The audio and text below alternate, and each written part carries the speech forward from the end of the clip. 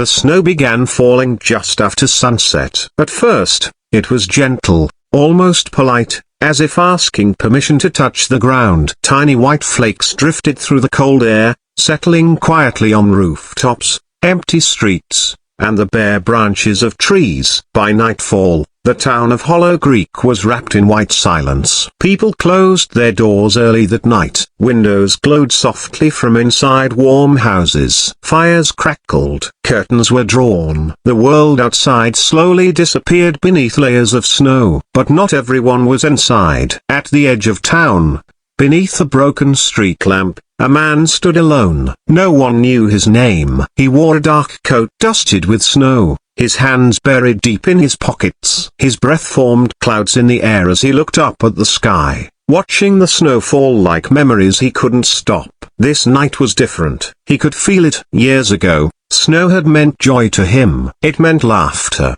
warmth, family. It meant standing by a window with someone he loved, watching the world turn white. Now, snow meant silence. It meant reminders. The man walked slowly down the empty street.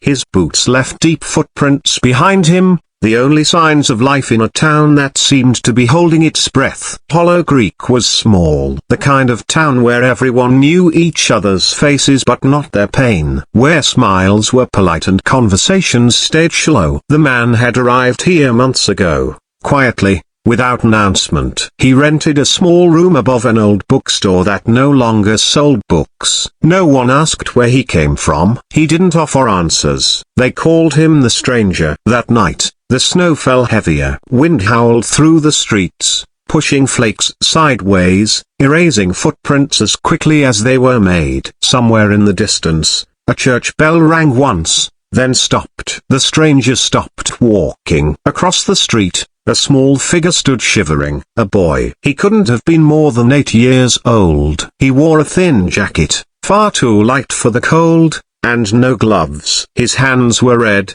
his face pale. The stranger crossed the street without thinking. "What are you doing out here?"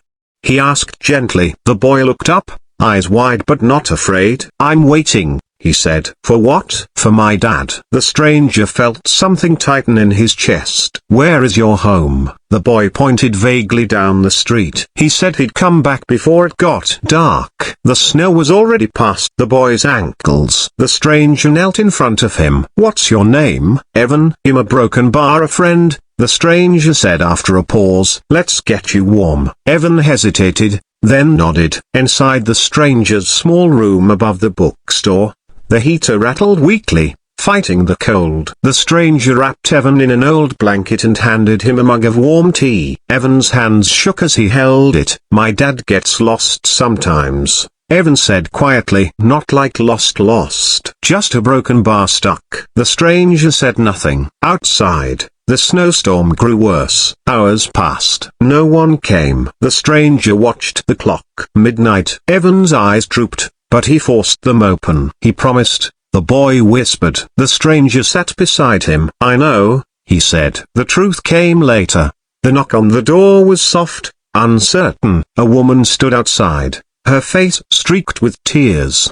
her coat half-buttoned. "My son," she said breathlessly. "Have you seen my son?" The stranger stepped aside. Evan ran to her. She collapsed to her knees, holding him tightly, sobbing into his hair. "I went looking for his father," she cried. "He never came home. I thought Evan was inside. I didn't know a broken bar." The stranger looked away. The snow continued to fall. By morning, the town had changed. Word spread quickly. People spoke of the stranger who had saved a child from the storm, of the room above the bookstore, of the quiet man who didn't ask for thanks. Neighbors brought food. Someone fixed the heater. Someone shoveled the stairs. The stranger accepted none of it easily, because saving Evan had reopened something he had buried deep. Years ago, on a night just like this, his own son had waited. Snow falling, promises made. A father who arrived too late. The accident had taken everything. The stranger had survived, and survival had felt like punishment. That evening, as the snow finally slowed, the stranger stood outside again. Footprints covered the street now. People walked, talked, laughed softly. The town breathed again. Evan ran toward him, waving. "Mom says thank you," he said. "She says you're a hero." The stranger knelt. "I'm not," he said gently. Evan frowned. "Then what are you?" The stranger looked at the snow-covered town. "I'm someone who stayed." That night, the snow stopped completely. The sky cleared. Stars appeared, sharp and bright. For the first time in years, the stranger slept without dreams. Snow melts, storms pass, but some nights change everything. In Hollow Creek, they would remember this one. They would remember the night of the snow, the night a stranger chose not to walk away, and a town remembered what it meant to care. And the stranger, he stayed, not because he was forgiven, but because he was finally ready to live again.